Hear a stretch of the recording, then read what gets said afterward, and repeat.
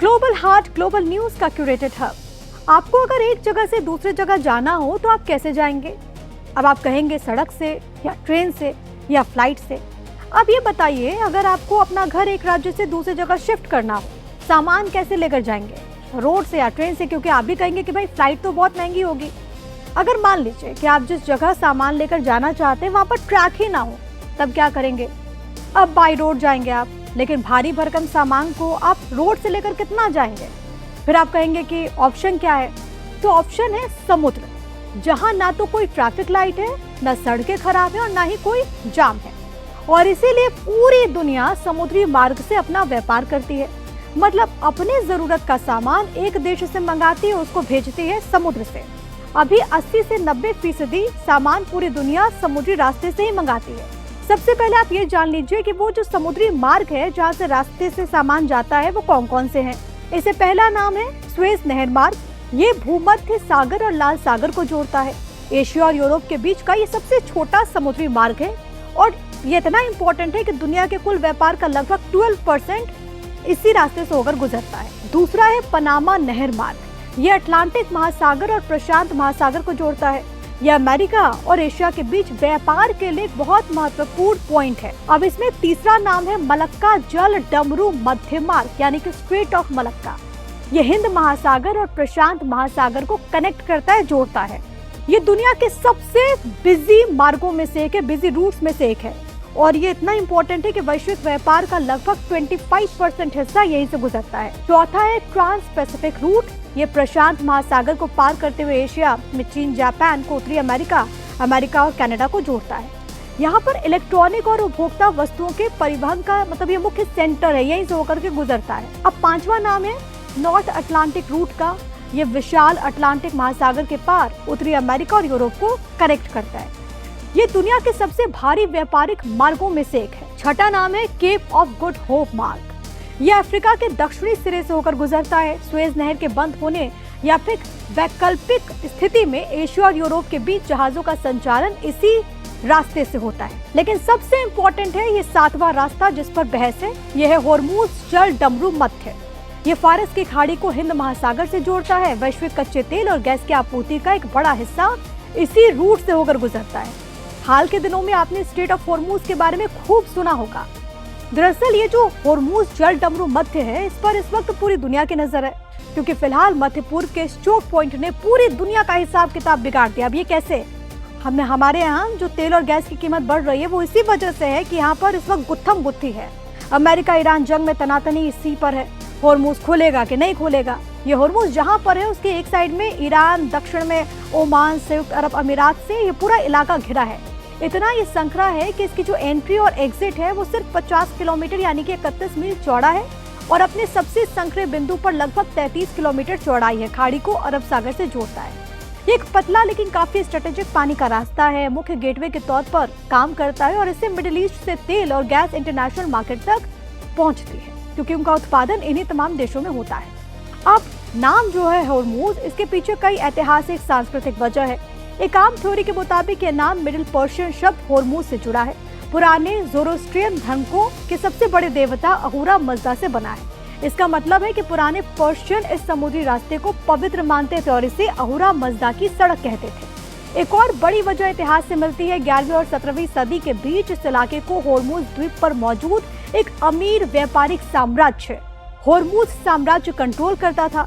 ये साम्राज्य पर्शिया, अरब, भारत और पूर्वी अफ्रीका को जोड़ने वाले एक बड़े कमर्शियल हब के तौर पर काम करता था। समुद्री व्यापार में इसकी अहमियत की वजह से इस पानी के रास्ते को होर्मुज की खाड़ी के नाम से जाना जाने लगा। इसके अलावा बहुत इंटरेस्टिंग है कि कुछ इतिहासकार कहते हैं कि यह नाम लोकल पर्शियन शब्द हुरमोग से आया है। इसका मतलब खजूर है, खाने वाला। ये इस इलाके में बहुत आम है, बहुत कॉमन है और कहा जाता है कि जो लोकल कबीले हैं ऐतिहासिक तौर पर वो इसी नाम का इस्तेमाल करते थे।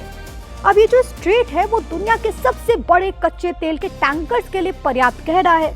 इसका इस्तेमाल मध्य पूर्व के प्रमुख तेल और LNG उत्पादकों के साथ साथ उनके ग्राहकों की तरफ से भी किया जाता है।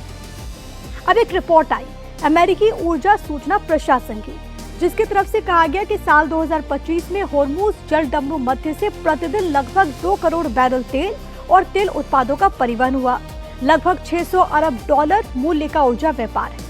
अब तेल केवल ईरान से ही नहीं बल्कि आसपास जो देश हैं इराक, कुवैत, कतर, सऊदी और संयुक्त अरब अमीरात जैसे बाकी की खाड़ी देशों से आता है।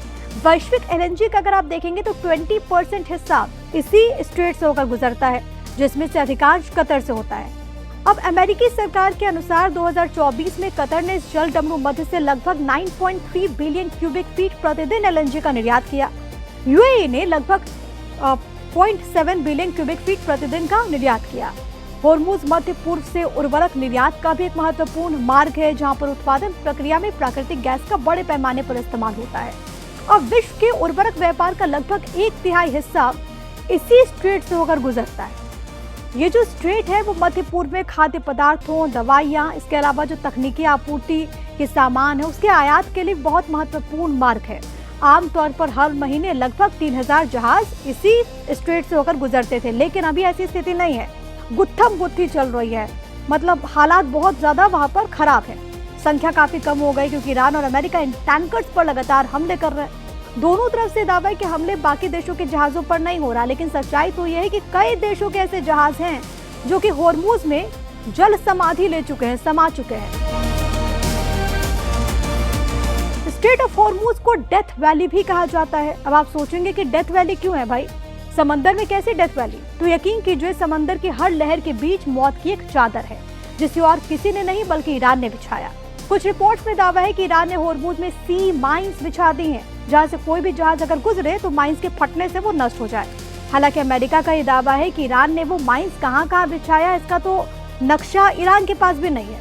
ईरान ने मुख्य तौर पर 2 तरह की माइंस बिछाई, महाम 3 और महाम 7। ये पुरानी माइंस से अलग है जो कि जहाज के सीधे टकराने पर फटती थी। ये दोनों माइंस मैग्नेटिक और एक्सोटिक सेंसर से लैस है, जो जहाज के पास आने पर उसे महसूस करते और फिर फट जाते। महम 3 एक एंकर वाली माइन है जिसका कुल वजन तकरीबन 383 किलो है। इसमें 120 किलो विस्फोटक चार्ज होता है। 100 मीटर तक गहरे पानी में इस्तेमाल की जा सकती है। इसके अलावा महम 3 माइन का रेंज तकरीबन 3 मीटर है। सेंसर से जहाज को 3 मीटर की दूरी पर महसूस कर लेती है। पानी के भीतर विस्फोटक की शॉक वेव इतनी ताकतवर होती है कि जहाज के हल को तोड़ सकती है। माइंस बिछाना दरअसल बहुत आसान है, लेकिन हटाना बहुत मुश्किल और खतरनाक। स्ट्रेट ऑफ होर्मुज सकरा होने के बावजूद माइंस वाले इलाके बहुत बड़े हैं। अगर क्रूड यानी कि मैन वाले माइंस वीपर जहाज इस्तेमाल हो तो इसे हटाने में कम से कम 6 महीने का समय लगेगा, या फिर हो सकता है कि इससे ज्यादा भी। फिर विकल्प क्या है? विकल्प है कि ईरान के साथ समझौता हो जाए, जिसमें वो सेफ पैसेज के जरिए तमाम जहाजों को जाने दे। लेकिन क्या ये इतना आसान होगा? क्योंकि ईरान के तेवर बताते हैं कि भाई वो इस मौके को एक हथियार के तौर पर इस्तेमाल करना चाहता है। कहते हैं कि एक बार अगर किसी जानवर की जुबान पर खून का एक कतरा चढ़ जाए तो वो शिकारी बन जाता है, और कुछ इसी तरह अभी ईरान युद्ध की इस आपदा में होर्मुज को एक अवसर के तौर पर इस्तेमाल करना चाहता है, जिससे वो करोड़ों का टोल वसूले, अपनी इकोनॉमी को मजबूत करे, साथ ही वो आवाम जो कि सड़कों पर उतरी थी पहले, उसको भरोसा दे कि भाई हमारे लिए तो आपका हित सर्वोपरि है। इधर दुनिया का बिग बॉस बनने की चाहत पालने वाला अमेरिका और उसके राष्ट्रपति डोनाल्ड ट्रंप किसी भी कीमत पर होर्मुज को खुलवाना चाहते हैं, लेकिन उन्हें भी इल्म है कि इतना आसान नहीं है। ईरान ने भी इसे अमेरिका और दुनिया पर दबाव डालने का सबसे बड़ा औजार बना दिया है। ऐसे में होर्मुज स्ट्रेट पर निर्बाध आवाजाही तो ईरान युद्ध के खत्म होने पर ही बहाल हो सकेगी। तब तक होर्मुज चर्चा में भी बना रहेगा और विवादों में भी।